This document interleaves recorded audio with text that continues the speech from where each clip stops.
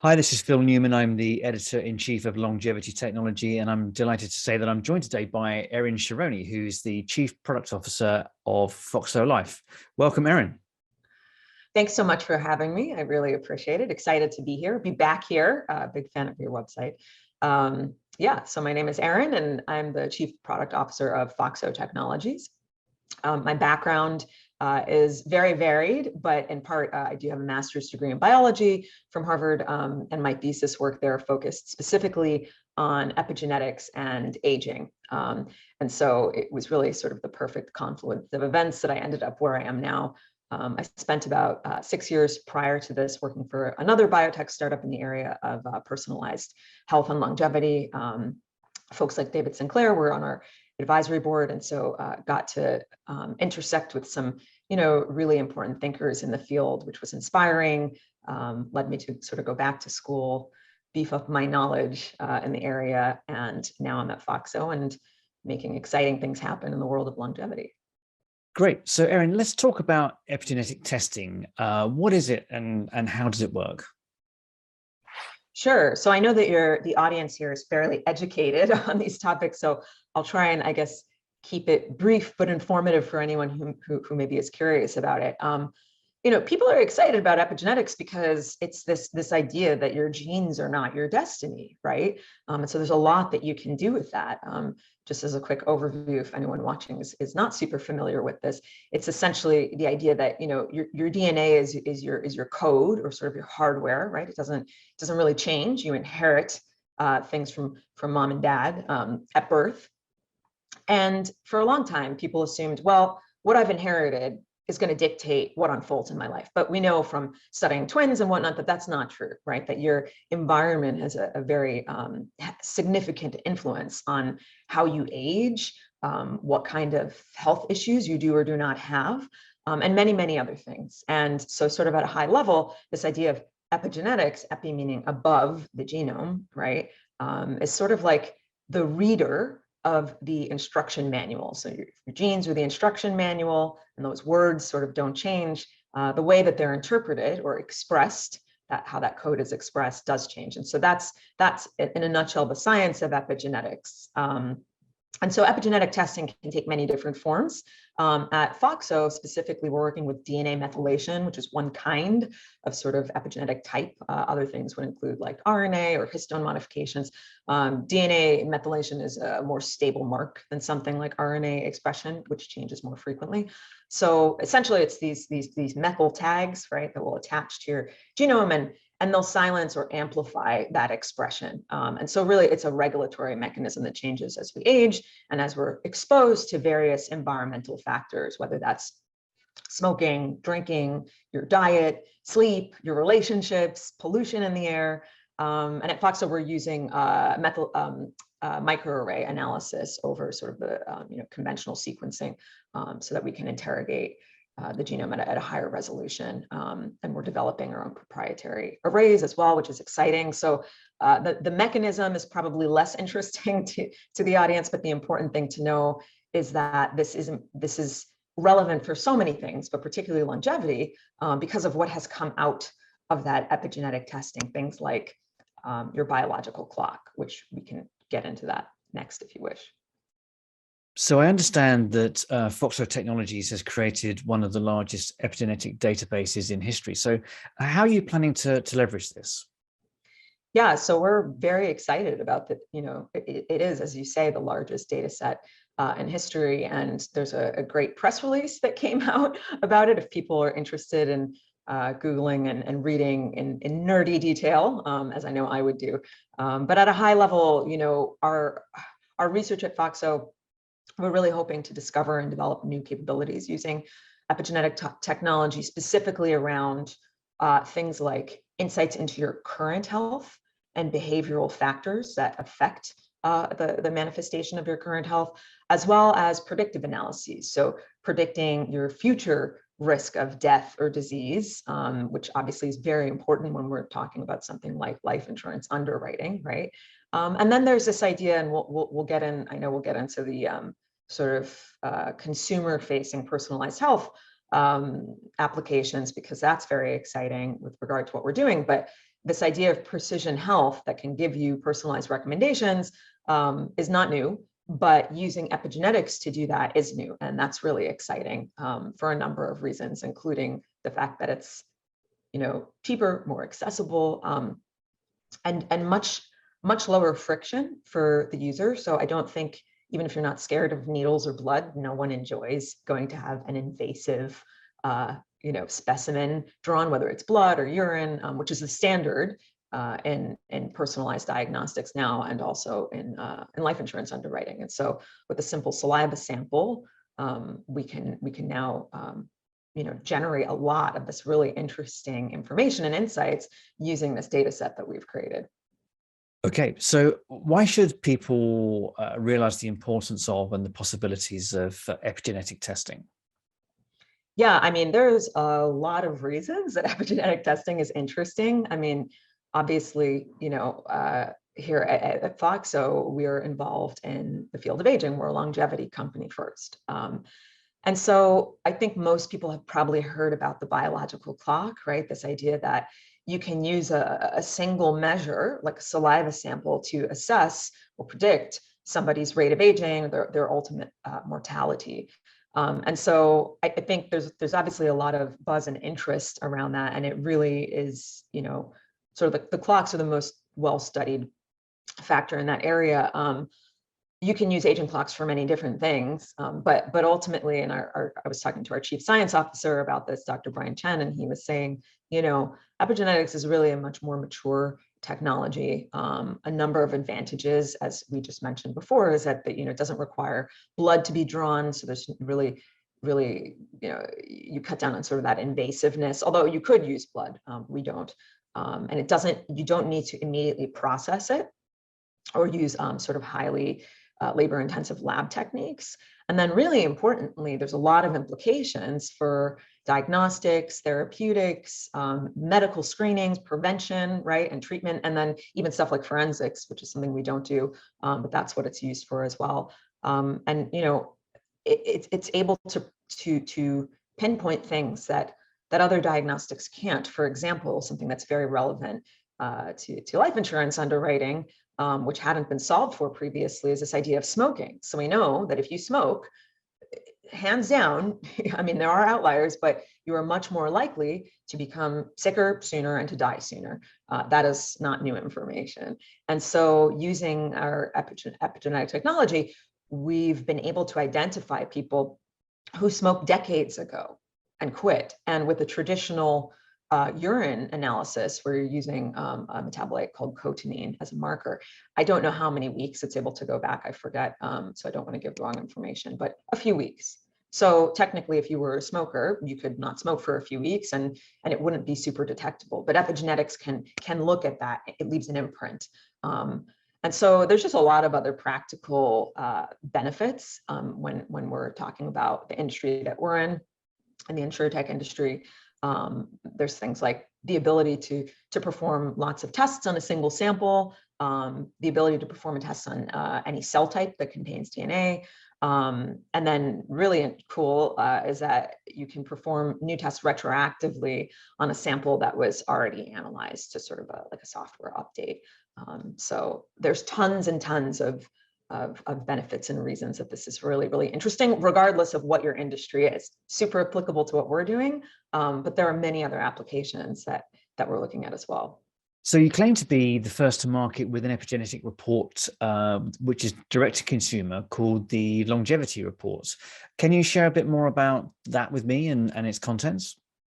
Yeah, the FOXO Longevity Report, as it's called, that we've developed is really exciting because, I've spoken a bit about the application of epigenetics in underwriting, which I think is fairly obvious, even though no one's done it, which is why FOXO was started and why, I was so impressed by our CEO and founder, John Sabis, when he came to me. I said, oh yeah, that was the most obvious use case, and you can really transform an industry. That said, though, we're working on that, and that's a new technology, and that's really exciting. We're progressing towards that as our North Star, and that really will change things. But in the meantime, we want to be able to add value to the consumer immediately, because, part of FOXO's mission is not, we're here to make longevity accessible to all, right? Not just to an insurance carrier. And the nice thing is that there's this great intersection, you might call it like a product market fit, right? Where both the consumer and the business are benefiting. So an insurance carrier has a vested interest in keeping people alive longer, obviously. You're paying premiums for a longer period of time. The consumer has a vested interest also in living longer and healthier, right? This concept of health span, and that really was never addressed in life insurance. And so we said, okay, we have this technology that can make actuarial predictions more accurate. And so that can benefit the consumer because ideally they would get a better price. But also, we now have the tools to be able to tell people, hey, while you're living your life and paying for this policy, which ultimately is protective in the end, so you can protect your loved ones or your assets, why don't you enjoy your life, and how can we help you live better longer, which is our tagline, right, is live better longer. And so what's really exciting is that when I came on board, I said, oh, we have this opportunity to develop this longevity report where we give consumers completely separate from underwriting. So it's separate from that component of that aspect of the policy. So just to clarify, none of that is used. None of the epigenetic information is used in a discriminatory manner. On launch, we are underwriting people with a traditional accelerated underwriting process. And then this epigenetic sort of attachment is in this report. And in the longevity report, people will get their biological age, which I think most folks listening are probably familiar with, but we've exclusively licensed Steve Horvath's GRIM age clock from UCLA for use in our predictive tools, actuarial analysis, et cetera.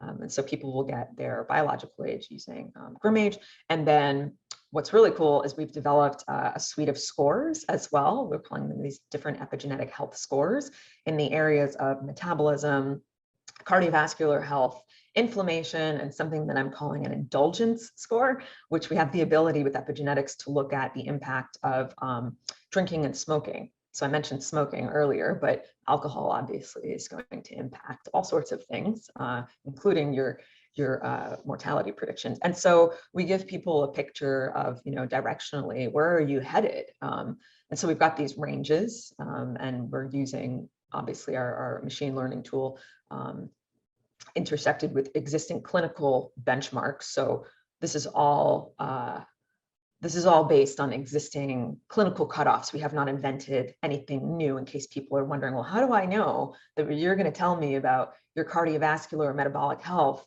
is commensurate with what my doctor would tell me? Well, that's the great thing, is that you can spit in a tube instead of having to draw your blood, and we can give you it's a proxy for what that traditional analysis would tell you. And then we provide sort of success strategies. So these are from peer-reviewed literature. But as you know, being in the longevity industry, I always tell people, hey, if you want to live better longer, the interventions are pretty simple, and we'll show you all of the scientific references to back it up. So for each of those scores, we'll give people some personalized recommendations on how can you either maintain if you're doing well, or how can you do better. And so we really like it because it gives you a picture of sort of that landscape.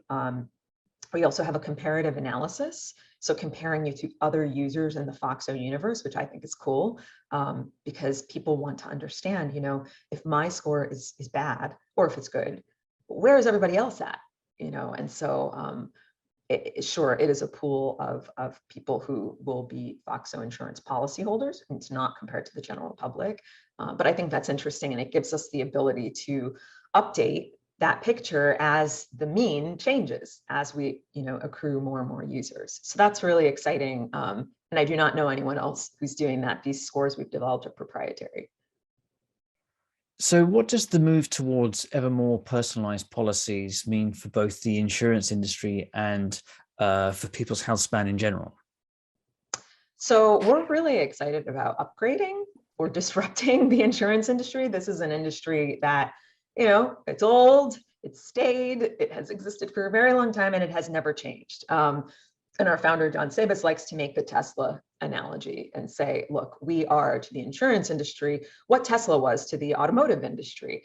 You're really changing the engine with this epigenetic technology and artificial intelligence. And so there's no reason why it's, you can't upgrade the engine and then also really reimagine be offering. So what is exciting about it is that we're able to give people what we believe and hope will be, a more accurately priced insurance policy. And that is for all the reasons that I mentioned previously, that we're developing sort of this next generation underwriting technology, which will be less invasive, easier for people to access, and hyper accurate, especially when we're talking about predictors like smoking, for example. And so there's that component. And then we have this other really exciting component, which is, like we were just saying, sort of this consumer longevity report. And from our view, these things go hand in hand. There's no reason that life insurance should be about death alone. Like, it's this slow march towards the end, right? And so that's how we really hope to change things sort of through these two parallel paths, and ultimately they will intersect. So ultimately, in the end, the aim is to use epigenetic data to improve that underwriting process. And as we move towards that, we use traditional underwriting, and then we give people a picture, a dynamic, changing, updating picture of their health and where they stand using that simple saliva sample. And, as we develop more and more of these markers and tools, like I think I said at the top of this interview, the nice thing about epigenetic analysis is that you can go back and reanalyze a sample. So as we learn new things, people have already given us a sample, we'll be able to sort of update that information. I think that dynamic aspect is really important for the consumer, because, as you know, people are interested in interventions and understanding where they're at, and life insurance can't be separate from that, right? It's got to be about life, and it's really a whole new reason to buy life insurance, whereas it sort of was this, I don't know if you talk to someone in my generation, it's like, what? No, it's sort of this thing that no one really wants to think about, and for good reason, because it was kind of morbid previously. And so we're saying, instead of this like, oh, I have to do that thing, we want people to be excited about it and say, oh yeah, I have this thing that's going to protect me. I have a new family, I just bought a house, whatever the case may be. There are these triggering life events that make people look at life insurance and say, oh, I have something to protect now. But also, like, shouldn't I enjoy life up until that point? So FOXO gives its customers the ability to download their raw epigenetic data. Is data ownership something people really need to start thinking about, both from a personal perspective as well as the work they do with their insurers? Yeah, so data sharing, privacy, transparency, those are all really important things. They're things that I care very deeply about. I'm studying for my Master of Bioethics at Harvard Medical School now, so that is a common discussion, right? Or things like data sharing, privacy, informed consent, who owns the rights to biological data, and a lot of these things they're really unresolved legal and policy questions. And so the nice thing is that we have the opportunity to lead the way appropriately and ethically. And it's not something that's just important to me, it's important to everyone at the company. It's a value that we take very, very seriously. And it's also something that consumers care a lot about. I've been in the direct-to-consumer digital health and longevity industry for quite some time now, and it's consistently something consumers ask about, as they should. I mean, you're sharing private health information with a company, and you want to know, what are they doing with it? Who are they? How are they using it? Who else is looking at it? What rights do I have? And so in the sort of the sphere of informed consent, right, there's this idea of reach through rights. Does a patient, for example, in a clinical trial, have the right or opportunity to sort of reach through and say, no, I wish to retract access to my information, or I wish to see what my results are. And so if you think about it sort of in that domain, what we're doing, I think, is pretty bold. Other companies, other genetic testing companies like 23andMe and I believe Ancestry do offer the ability to download a raw data file. But what we're doing is a little bit enhanced. So we're allowing that so people can download their epigenetic data. It will be as a CSV file. Most folks won't really know what to do with it or have much to do with it, which is not the point, right? We're not saying you're going to download it so you can go out and develop new analyses, although I suppose you could if you wanted with your own data. But what we're saying is this is your biological information as we have it. Here's how we see it, right? In a de-identified, anonymized way. And you now own it, and you should be careful with it, and you can do with it as you wish. And it's really, I think, sort of an agreement, right, between a company and a consumer to try and be as honorable or ethical as you possibly can, to the extent that you can. And I think that trust is incredibly important. What we also have built into the product is the ability for the user to see, where is my data?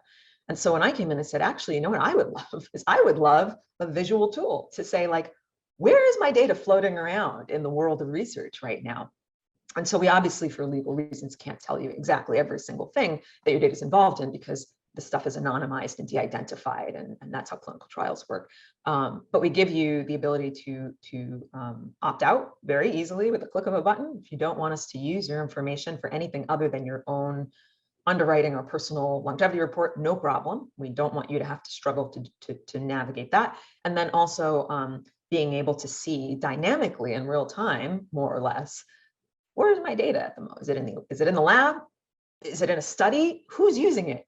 And so that is something I think we'll hone and develop additionally over time and see what the consumer reaction is. But so far it's been met with very positive response, because people are like, oh, thank you so much. I was worried, right? I mean, there's this perception that genetic data, for some reason, is, it's even more dangerous if it gets out there than your blood data. And that's another conversation we could talk about for a long time. But I do understand, whether that's true or not, I do understand consumer hesitation. And that's really important. We want to make people feel comfortable.